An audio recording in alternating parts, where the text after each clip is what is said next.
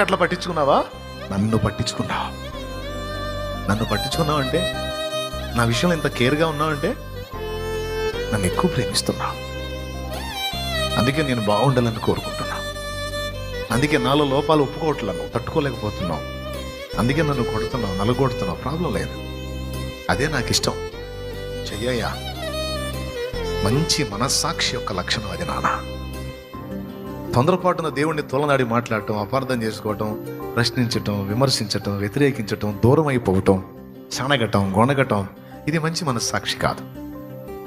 ఏదైనా నాకు దేవుడు అనుమతించాడంటే దాని వెనక నా తప్పిదమో లేదా నా అహం, నాలో దిద్దుబాటు జరగాల్సింది ఏదో ఉంది.